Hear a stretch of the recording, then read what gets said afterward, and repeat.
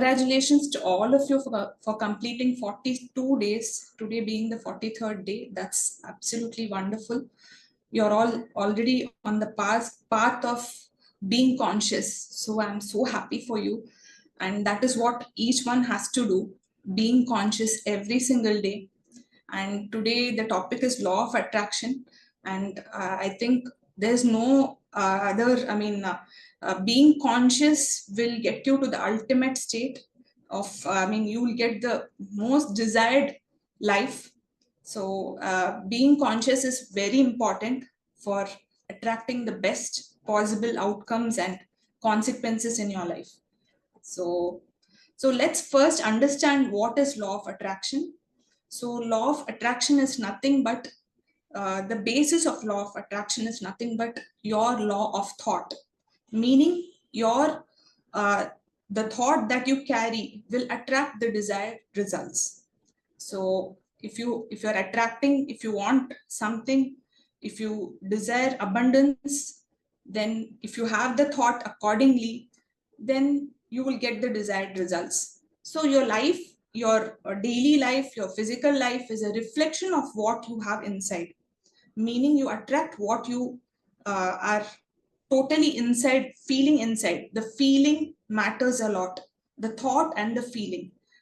So feeling gets, it comes over many lifetimes. Feelings are based on many lifetimes and many lifetimes wisdom or knowledge. So that is what, is the basis for attracting anything in your life. So we should think for ourselves as to what is that we want in our life, basically what we should be doing and what we should not be doing. This is the most important question, based on which you will get everything else. See, you have to think, what do you want? What is my purpose of life? What should I do? In this particular time, what should I do? So I think you're all already on the path, because you're on the path of knowledge, you're on the path of meditation. So I think we are all as a group on the right path, on the national highway. So we need to, but we need to put on more and more effort and, my effort in being more conscious, because we haven't attained the Buddhahood yet. So if we want to attain Buddhahood, because each person's purpose, ultimate purpose of each lifetime is to try to become like the Buddha. And once in one of the lifetimes, the final lifetime, we will become a Buddha. Everyone's destiny is going to be that. The whole universe is designed in such a way that we will attain Buddhahood. So what does it take to become a Buddha? What does it take? It takes being more and more aware, being more and more conscious of all the kinds of thoughts that we carry. Sometimes we are conscious, sometimes we aren't. We are trying to be slowly conscious with meditation, but I think we should put in more effort in getting more knowledge. Meditation is one part. Meditation plays a very crucial role. I would say it plays about 50%. I would only, give it 50%, but 50% again is the knowledge that you acquire. The right spiritual books that you read will improve your knowledge base, and based on that knowledge, your thoughts and feelings change, isn't it? So when we change the desires, the feelings, then you will get the corresponding consequence. So we need to keep checking on what kind of thoughts we are carrying every day, every moment. What kind of thoughts are limited, and what are those thoughts? Those are unlimited. So we need to keep checking and reviewing every single time. When we become conscious, it happens very naturally. And as we start reading such books, we will also get more and more awareness on how thoughts work, how even a simple thought without our conscious, we are not conscious of that thought, but still it affects our destiny, isn't it? So even though we are in the path of meditation, we are still work in progress. So we need to keep progressing on that. So basically, law of attraction is nothing but the law of thought. And the law of thought says that every person having each thought, I mean, we have many thoughts, isn't it? In a day, we have like umpteen thoughts. We can't even keep a check on the number, except in meditation. Meditation, after prolonged practice, we tend to become thought free. But if you take an average, we will have many thoughts. So some are very unconscious. So we need to work on that. We need to check on the kind of thoughts that we have.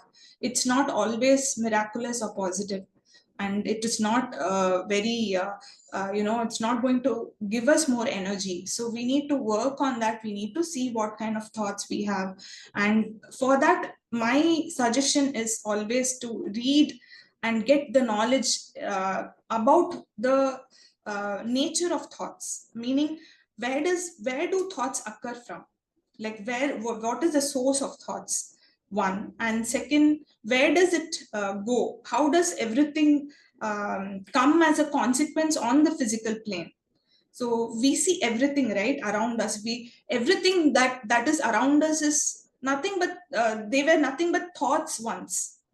If there's a painting, someone would have thought it first, right? If there's a bird's painting, I can see it right behind me. There's a bird's painting there, and the person who has painted that should have thought about the bird, should have thought about how the painting should look, how what the color should be. Like everything comes in the thought region, in the mental region first. So after that, it comes into reality. So we have to keep checking on where we are releasing the thought from, and we also have techniques to remove those thoughts. Like we no longer need limited thoughts. We don't need unconscious thoughts. I mean, unconscious as in which is not going to give you any kind of benefit. There are many unnecessary thoughts that we carry, so we need to work on that. So that will happen when anything in this which is limited in this universe can be we can make it unlimited by getting a lot of knowledge. Only knowledge can clear it, can make it unlimited. So we need to work on that. We need to do a lot of Swadhyaya. I would suggest, I would even say that Swadhyaya is more important than meditation. Meditation, yes, you have to do it. It is mandatory that we do it. It has to come off as a practice every day. But I think you need to keep reading books, keep reading the best possible books, books by great authors like Master Torkom Saradarian, and I've been reading this book by Harold W. Percival, Thinking and Destiny. So Thinking and Destiny has the source of where your thoughts come from, of where your how the process of creating this reality, like the whole process is given so very technically. So I really have a deep connection with the book, and particularly Patriji gave me the book, and I really love that book. And everyone should eventually, after reading all the books, I think, like Patriji has told us, that we need to read the Bhagavad Gita the last. After reading all the books, we should come to Bhagavad Gita. The same way, I would say, reading all the books, come to Thinking and Destiny. Thinking and Destiny and Bhagavad Gita go hand in hand. He has mentioned so much about the Bhagavad Gita in Thinking and Destiny. So thoughts create reality. Basically, law of attraction is based on the thoughts. So your thoughts create your reality. That is the foundation of spirituality. So every time we judge a person, we should be more conscious. We should think of how better to replace the thought. We are in no position to judge a person because we have very limited knowledge. We don't have knowledge about ourselves. How can we judge another person? So when we have that limited thought, what happens is the same karma that they might be undergoing will come to us. So we should never entertain such limited thought patterns. So these are something. So like this, we have to work on each thought of ours. And I will give you some of the principles of having right thoughts. Like, power. See, you should know the power of thoughts. We always demean and we don't know until, it really happens. Actually, what happens is we are unconscious after a period of time, after we attain a certain level of wisdom. What happens is we start replacing unnecessary thoughts with better ones, and we start it all actually happens when we no we become more and more conscious. Everything is becoming conscious again, comes back to that. In daily life it becomes like we have to be conscious and more aware. And he also says in the book Thinking and Destiny, he says we have to be aware even in the sleep state. So that awareness should be brought and we have to work on it. So all this is based on it takes time. We have to make peace with ourselves, have a lot of patience with ourselves. See, meditation is peace with ourselves, or patience with ourselves. So we need to do a lot of meditation even outside, like when we are having our eyes opened and we are with the physical world, when we are dealing with the physical world, we need to be more in a kind of meditative state. So, and also we should also have a check on our desires. See, we are all born here and we are here because of our desires. And it's not that we should not have desires. Desires are of two types. Like one, based on the human, like we are still in the body mind level, meaning we have physical desires.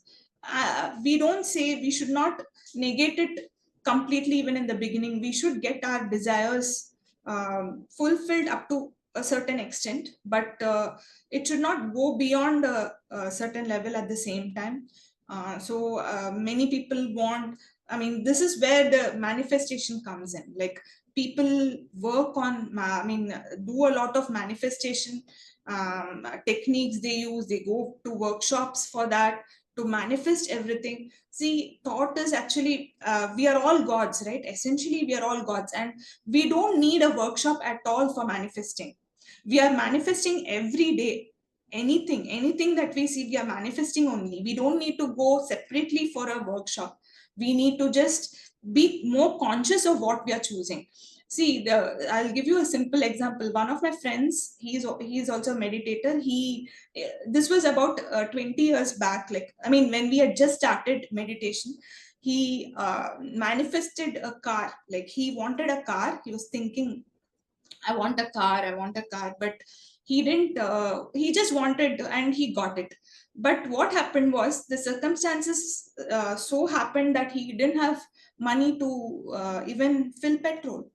This is how the manifestation he did. Like, see, what we should do is we should be more aware, right? He was not aware at that time, but he was a beginner in meditation. So slowly he got to know that we should, when we should manifest everything.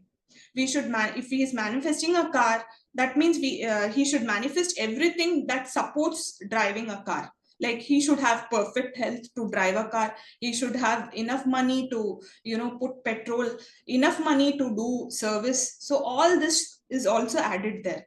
So that is the kind of awareness. Even the details should be mentioned there.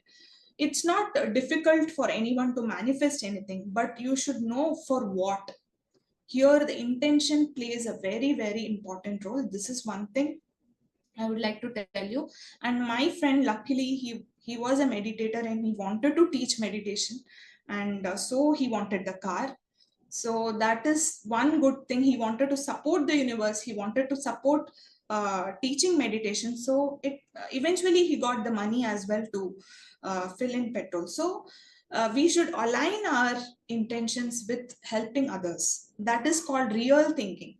In Thinking and Destiny, he says real thinking should be there.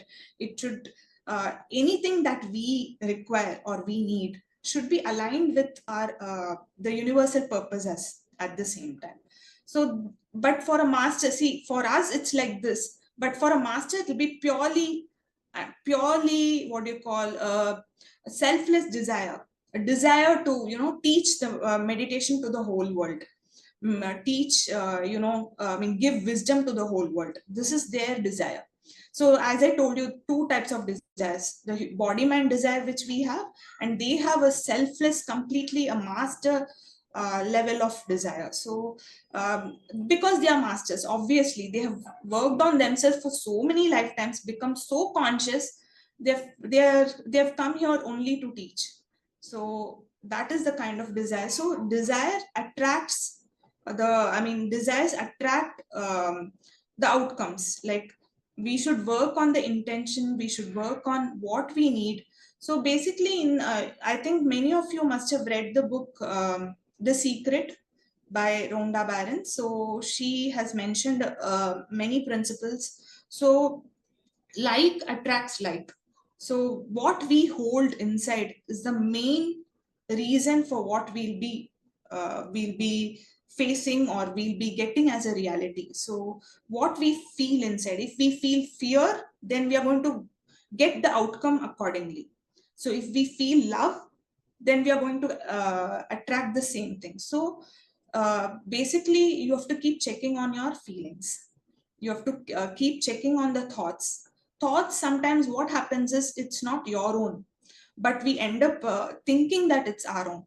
It is not the case. Actually, we need to, when we become more conscious, we know if it's from an outside source, or whether it is from coming from inside. You will know the difference, and you will start working on it.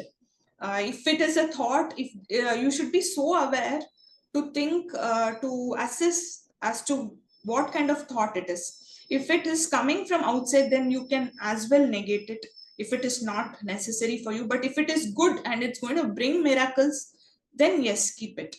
So that's the kind of awareness we should develop. And more reading on this, getting more info will really work wonders for us. And also, the another important point I would like to tell you is, see, here you have seen the Google search that we do. It's based on algorithms. Algorithms are nothing but a set of rules, right? Like a set of like, you ask something. If you ask about for example, you ask about the review of a restaurant you want to go to, so it'll just line up, and it'll, you want a pure veg restaurant, so you keep checking on Google which is the best, and it'll line up all those restaurants. And also, what happens is, next time you do the search, what happens is, in Google, it will suggest these restaurants are there which have come up newly, and they offer something unique. So all these are there, right? This has happened in our daily life. So Google search is a very good example of for law of attraction, I would say. Like, see, your feed gets filled with what you search for. So that's how it is. Even the universe, what we search for is lined up for us. Like, what we search for. So if you search for Buddhahood, then it'll line up all those consequences or realities that will open up. And you will meet such people who are also looking for becoming a Buddha. You will end up having some book which will really enlighten you. So this is the kind. See, algorithm is based on your intention. So intention should be very, very pure. Our intention is what we should work on. Wherever we go, it should be, just check on whether it is pure. See, usually what happens is, like, we until we have complete knowledge, we might always think that what we do is right. But we have to check on it. We might not be right always. We should have a creator's viewpoint at the same time. See, if you see, like, you should put yourself, always you should think like this: if Buddha was in my place, if Patriji was in my place, what would he do? This is the kind of thing you should think. And he would have acted in a certain way. We have seen, that's why I always specify and always tell people that you check on how they were, like how the masters were. Biographies have autobiographies of so many, biographies and autobiographies have to be read thoroughly. That is when you'll know, like, how they lived their life. For example, Lord Rama, if you read about him, he was such a great warrior. He was such a meditator, great meditator. How he dealt with the whole war situation, or how he dealt with his the kingdom, and how his life was. So you will know how to um, uh, emulate the whole his characteristics, and put it in your daily life. So it's always better to go in for the intelligences. These people, they are called intelligences. Once they leave the body, they go off. They have attained the highest state here in the body, so they are called intelligences. After this is from the book Thinking and Destiny. I'm citing that more because it is very much related to law of attraction, today's topic. So here he says these people, once they leave the body, they are called intelligences. So those people's intelligence, we need to know the nature of their intelligence. So then we can emulate them and have a much more conscious life. So more awareness filled life, isn't it? So some of the laws, principles which I would like to tell you to attract the best possible outcome or consequence is like you should have the abundance mindset as well. See, if you have seen, a beggar remains a beggar. Why? Because his basic thought is that he doesn't have. Always there's that lack. We should never feel that.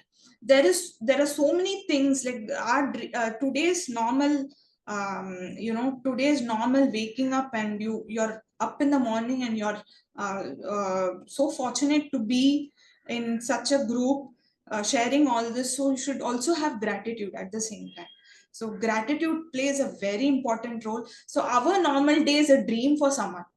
Can you imagine? So it should not we should not be we cannot do without expressing gratitude to the universe. So in the book Anastasia, she has mentioned that great master Anastasia has said that we need to do journaling on 15 things of what you feel gratitude for. Like, you're thankful for 15 things. Actually, when I was thinking of this, I was thinking 15. How can I even list 15 things? I don't think I can do that, I was thinking. But when I started listing it, the list goes beyond 15. So many things we have. We have a perfect body. We are able to listen. We have the intellect. We have everything. We have meditation more than anything. So all these are there. So you can keep on, listing your the things that you have, for which you are expressing gratitude for. Every morning you should do this journaling, and you should be thankful for. And you're able to see the nature so beautifully. Every morning you can see the sunrise. There are so many people who are blind. So think of their reality. I don't think we are not in that position, right? We are in a better position, so we need to thank. So what happens is, again, this is algorithmic. See, if you feel gratitude for something, the more of universe will give you more of that, isn't it? So that is how this works. See, all the Google things or whatever AI you're seeing, no, it is all already there in the universe. The highest intelligence is already there. It's just that humans got it now. So that is why it is also called artificial intelligence.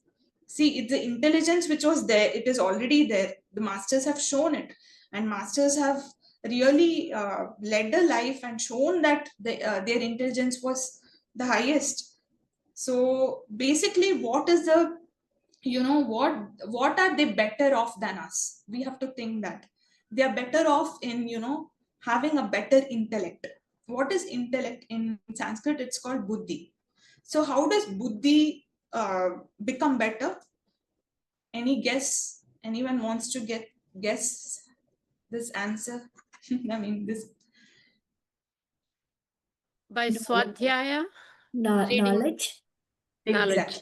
Increasing By knowledge. getting more knowledge. Increasing knowledge is the only way. As Linda Goodman, Master Linda Goodman has said, books are the swiftest shortcut to enlightenment. So you need to keep working on that. You should read a lot of books. Swadhyaya is the greatest way to, you should read everything, not only one set of authors. We should read even, you know, the Upanishads, the Vedas, the all the Puranas of Shiva Puran, Vishnu Puran, and all this, if possible. Of course, the interpretations are different, but now that we are in meditation, we'll get a better understanding.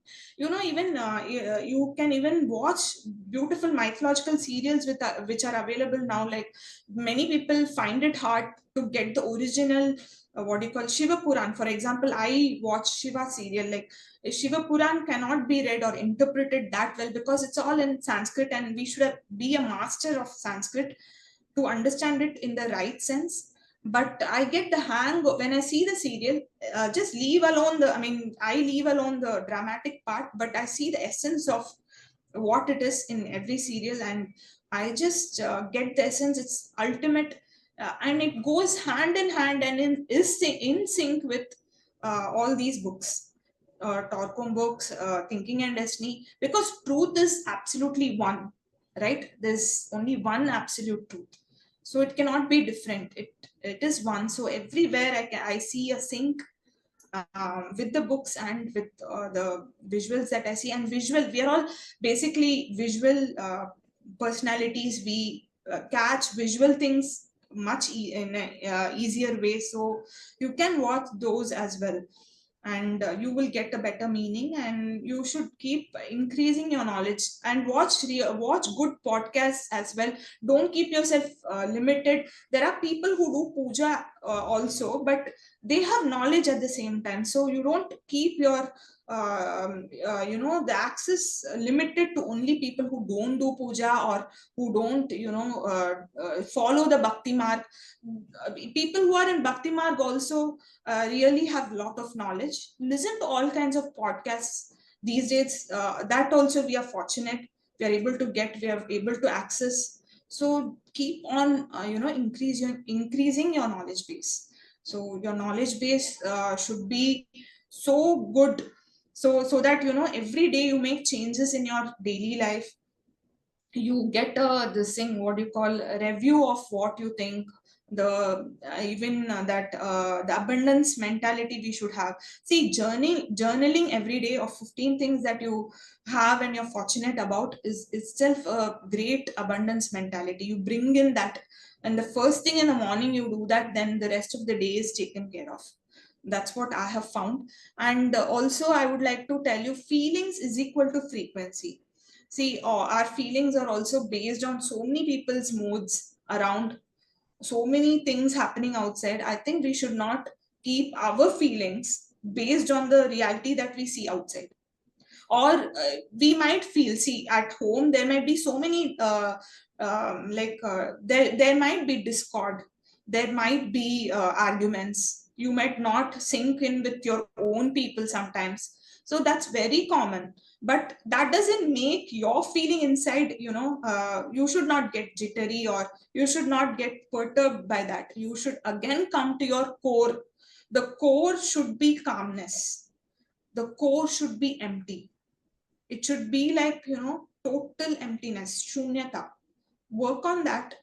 At my place, my children and myself, we have made a pact. If anyone argues and we fight or something, after 2 minutes we go back and hug each other, because what we say to ourselves is, these arguments are not us. These arguments are separate. We are separate. As relationships, in relationships, we are different.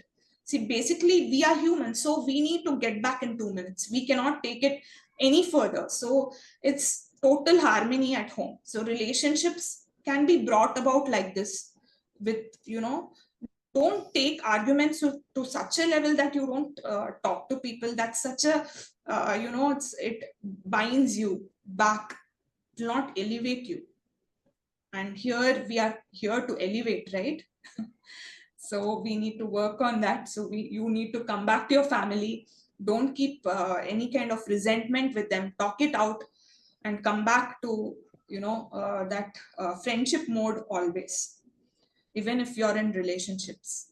So yes, abundance mindset. And then yeah, I wanted to mention this is also very important. Law of action is there. See, law of thought is also there. Every time we think, but actions speak louder. Okay, so it should be in sync. Even our words, thoughts, words, and deeds, everything should be in sync. Manasa, vacha, karmana. So this is the rule. So once we are in the spiritual path, I think we need to have this. This should be the basis of our life. It cannot be anything other than that. What we speak, what we preach, we need to put it into practice and also keep telling that. So this is about it. Other things, I think you all know how to attract the best. But basically keep a check on your knowledge base, increase your buddhi, increase the knowledge, and your intellect gets better, and intellect will take you to intelligence. You will become an intelligence one day.